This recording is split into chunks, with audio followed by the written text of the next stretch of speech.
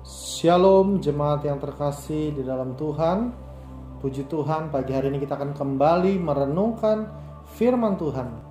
Saya percaya akan memberkati kita dan membawa kita semakin mengasihi Tuhan.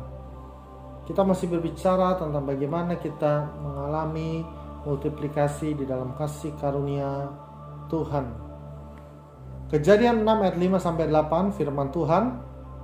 Ketika dilihat Tuhan bahwa kejahatan manusia besar di bumi dan bahwa segala kecenderungan hatinya selalu membuahkan kejahatan semata-mata, maka menyesallah Tuhan bahwa ia telah menjadikan manusia di bumi dan hal itu memilukan hatinya.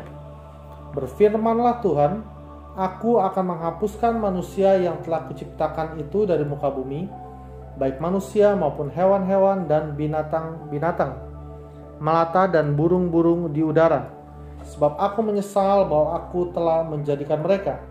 Tetapi Nuh mendapat kasih karunia di mata Tuhan. Bapak Ibu saudara yang terkasih, Nuh adalah orang yang hidup di tengah-tengah zaman atau angkatan yang jahat, di mana orang-orang yang di dalamnya hidup dalam pemberontakan kepada Allah, tidak mempedulikan kehendak Allah, tidak mempedulikan kekudusan hidup. Mereka sungguh-sungguh hidup menyakiti hati Tuhan. Mungkin secara manusia kita berpikir bahwa di dalam angkatan yang seperti itu tidak mungkin ada orang yang hidupnya benar di hadapan Tuhan. Namun demikian, di tengah-tengah begitu banyak orang seluruh bumi yang menyakiti hati Tuhan, ternyata ada seorang yang mendapat kasih karunia Allah di dalam hidupannya. Dikatakan Nuh mendapat kasih karunia di mata Tuhan. Sini kita menyadari bahwa kalau Nuh bisa hidup lebih baik, hidup di dalam kebenaran dan ketaatan, itu bukan karena kekuatannya, tetapi karena kasih karunia Tuhan yang boleh dialami di dalam kehidupannya.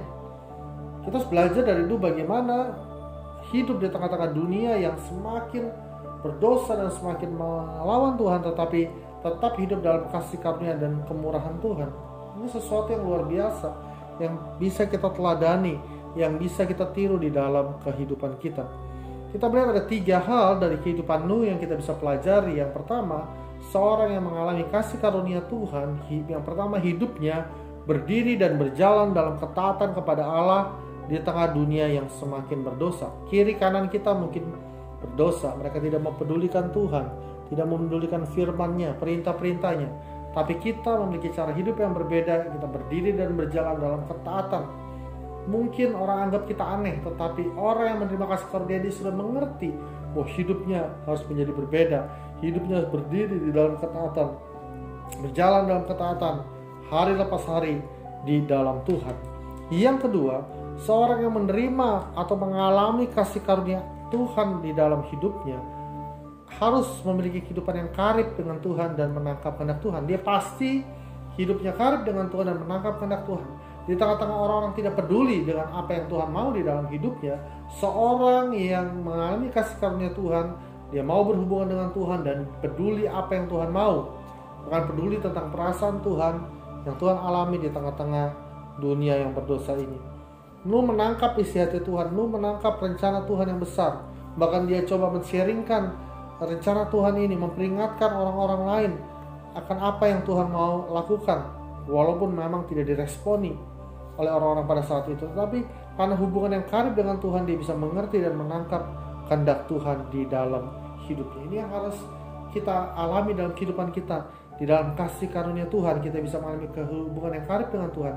Kita menangkap kehendak Tuhan, sehingga kita bisa menjadi Allah Tuhan di tengah-tengah dunia ini. Yang ketiga, seorang yang mengalami kasih karunia Tuhan, hidupnya bisa menjadi Allah Tuhan untuk menyelamatkan dunia. Bayangkan kalau Nuh tidak masuk dalam ketaatan kepada Tuhan, maka lenyaplah semua manusia di bumi. Tetapi Nuh dan keluarganya menjadi penerus, menjadi pelanjut daripada generasi pada saat itu, karena mereka hidup dalam ketaatan kepada Allah. Mereka menyelamatkan dunia, mereka menyelamatkan apa yang Tuhan rencanakan ke depan itu akan terjadi, rencana penyelamatan besar atas dunia melalui kehidupan Nuh.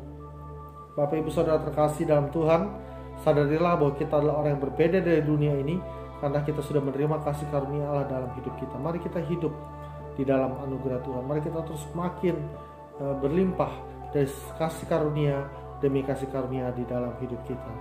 Puji Tuhan. Shalom.